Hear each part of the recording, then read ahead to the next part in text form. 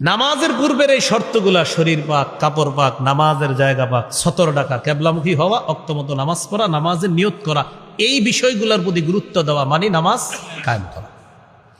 2 number, আল মুহাফাজাতু আলা রুকুই ওয়াস সুজুদ, রুকু সেজদা সুন্দরভাবে আদায় করা, মানে নামাজ কায়েম করা। নামাজের রুকুর মধ্যে অনেককে দেখলে মনে হয় তিনি কারো সাথে পাল্লা দিয়ে প্রতিযোগিতা করতেছে তাড়াতাড়ি উঠার জন্য। সহিহ বুখারীর 757 নম্বর হাদিসের বর্ণনা, এক সাহাবী নামাজ পড়ছে, পড়ার পর নবীর আইসা সালাম দিছে, আসসালামু আলাইকুম। নবীজি সালামের জবাব নিয়ে বললেন, আবার যাও নামাজ পড়ো। আবার নামাজ পড়ছে, পড়া আসার পর আবার সালাম দিছে, নবী বললেন যাও আবার নামাজ পড়ো। আবার নামাজ পড়লেন, পড়ার পর আইসা সালাম দিছে, আল্লাহ নবী বললেন যাও আবার নামাজ পড়ো। সাহাবী বললেন, হুজুর এর চেয়ে সুন্দর আর পারি না, আল্লিমনি, আমাকে আপনি শিখাইয়া দেন। নবীজি তখন শিখাইয়া দিলেন, যখন তুমি নামাজে দাঁড়াইবা আল্লাহু আকবার বলে তাকবীর বলবা, হাত বেঁধে সানা পড়বা, সূরা ফাতিহার পর সুম্মা ক্রা মা তায়াসসারা মাআকা মিনাল কুরআন, কোরআনের যেখান থেকে তোমার জন্য সহজ হয় সেখান থেকে তুমি পড়বা। পড়ার পর সুম্মা রুকা, রুকু করবা, হাত্তা তাতমাইন্না রাকিআ, ধীরস্থির ভাবে রুকু করবা।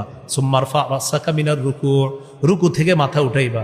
হাত্তা তাতাদিলা কাইমা, সোজা হয়ে দাঁড়াবা। অনেকে বাঁকা হয়ে থাকে রুকু থেকে, না বাঁকা হওয়া যাবে না। সুম্মা সুজুদ, এরপর সিজদা করবা, সিজদা করবা, হাত্তা তাতমাইন্না সাজিদা, ধীরস্থির ভাবে সিজদা করবা। 2 সিজদার মাঝখানে সোজা হয়ে বসবা। কষ্ট নিয়েন না, অনেকে দেখবেন 2 সিজদার মাঝখানে, দেখেন এটা হলো মানুষ, এই যে এক সিজদা, এই 2 সিজদার মাঝখানে সোজা আরেক সিজদা, কিন্তু দেখবেন এই যে 2 সিজদার মাঝখানে বাঁকা হয়ে থাকে, তার 2 সিজদা মিলে সিজদা হয় একটা। এক রাকাতে সিজদা কয়টা? এক রাকাতে সিজদা কয়টা?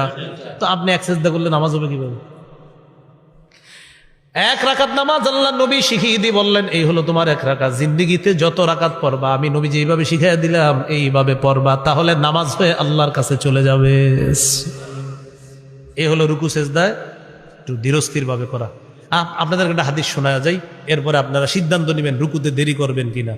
সহিহুল জামে 1671 নম্বর হাদিস, নবীজি বলেন, ইন্নাল আবদা ইদা কামা ইলাস সালাহ উতিয়া বিজুনুবিহি কুল্লিহা ফাউদিআত আলা আতিকাই, কোন ব্যক্তি যখন নামাজে দাঁড়ায় তার সবগুলা গুনাহ তার 2 কাঁধের মধ্যে রেখে দেওয়া হয়। কাঁধের মধ্যে রেখে দেওয়ার পর কুল্লামা রাকা আও সাজাদা, যখনই সে রুকু করে সিজদা করে, তাসাকাতাত আনহু, গুনাহগুলা ঝরে পড়া শুরু হয়ে যায়। বলেন আমার সাথে, রুকু করব ততক্ষণ, বলেন গুনাহ ঝরাতে চাই যতক্ষণ। তাহলে আপনি যদি তাড়াতাড়ি ওঠেন তো গুনার মিটারও কম হবে, যতক্ষণ থাকবেন ঝরার মাত্রা তত বেশি হবে। ইবনে ওমরের বক্তব্য আছে এই ব্যাপারে।